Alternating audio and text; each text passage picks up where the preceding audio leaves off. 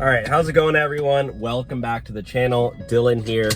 So in today's video, I'm gonna talk about the biggest mistakes that Uber drivers make. Okay, I'm driving home from the gym right now, and I figured why not use this out as an opportunity to make a quick video. So hope you guys are doing well. Hope you guys can hear me okay. Before I jump in, if you're looking for a new way to make money, there is an incredible opportunity right now for Uber drivers, Lyft drivers, or honestly just for anybody who's looking for a side hustle. People who are good at side hustles, I would say. There's a great opportunity to make money by creating a faceless YouTube channel. If you've ever heard of that, I now have a program teaching you how to create your own faceless YouTube channel. I've been doing it for over 5 years. It's exactly how I was able to buy my dream house in Southern California, how I was able to buy a G-Wagon, although I ended up selling that car after, like a few months ago, but I did own the car for like 2 years, but that's neither here nor there. It just basically unlocked a, massive opportunity for me to be able to, get out of debt and buy my house, buy my dream car. And later I found out that I don't like driving a really fancy car and I prefer driving a more frugal car like the one I'm in now. This car I just bought off Facebook for $5,000 in cash, and the insurance is like $60 a month. And now I'm like, okay, this is more me. Like, this is more of a car for me, is a cheap car, which this will transition into the mistakes that a lot of drivers make, Uber drivers make. But yeah, if you want to learn how to set up a faceless YouTube channel, click the link below, because there's a 30-day free trial that I just created for you guys, so you can try it out for 30 days and make your channel, hopefully start making money very quickly, and I will help guide you to get monetized and all that. You don't need any experience at all. I didn't have any experience when I started at all. No following. You don't need to show your face. It's really easy now because of the way social media works. It's like anybody can do it. But yeah, so the first biggest mistake that drivers make is driving a fancy car to do Uber or Lyft. Or driving not even a fancy car, but like a newer car, like anything that's like 1 year old or the biggest definitely mistake is do not buy a new car to do Uber. That's absolutely stupid, because you're buying a new car is, unless you're like a freaking multi-millionaire, it's probably the dumbest thing you could ever do is buy a new car. But if you're a multi-millionaire, you're probably not looking for a way to make an extra buck on Uber.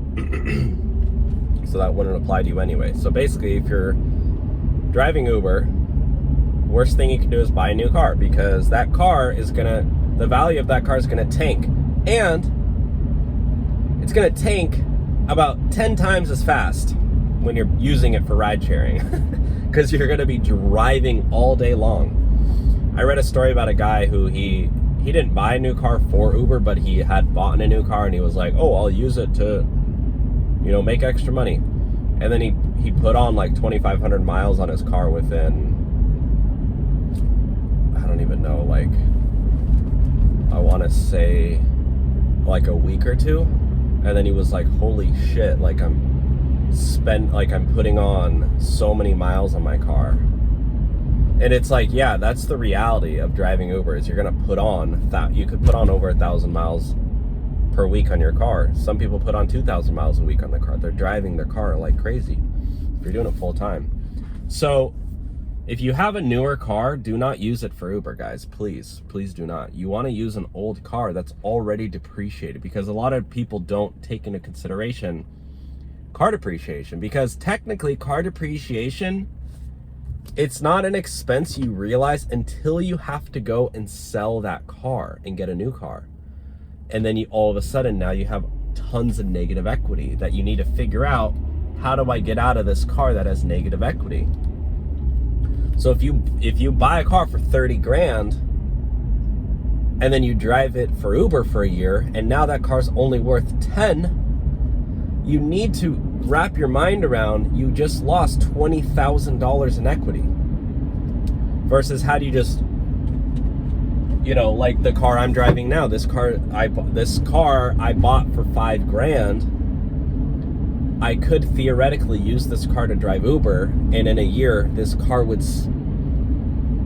you know, probably still be worth $4,000. So I would have only lost $1,000 in equity. And even if I don't use it for Uber, it's probably still going to go down to like $4,500. So it's like not that big of a change. But I would say that's the biggest mistake a lot of drivers make. Number two, I would honestly just say, is driving full time. Like, this is not a job you want to be driving full time, because it's a dead end job. There's no room for growth. You cannot get a promotion, and there's no job security. It's a gig.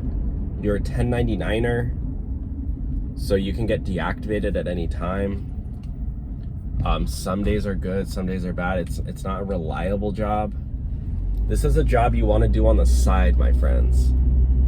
If you already have a job and you say, okay, you know what, I want to drive on the weekends, and I have an old beater car that's just sitting around and I have extra time, and I want to, you know, use that money to put in the stock market, I would be like, bro, go drive Uber on the weekends and take all that profit and throw it into the S&P 500. Do you know how well the S&P 500 has grown over the past, I mean, honestly, the past year or two? It's been going up like crazy, but it has been going up for years. So I've been heavily investing into the S&P 500. That's the only investment I have. Well, I'll correct myself. I go half into S&P 500, then half in, I have a total stock market mutual fund as well. But I only invest into 2 mutual funds, and one of them is the S&P 500, and the other one is a total stock mutual fund. And they both pretty much go up, you know, consistently over time, but it's slow. But I mean, they're still doing well. But it's like, this is not investing advice, but like for me, you know, I would think that's fine.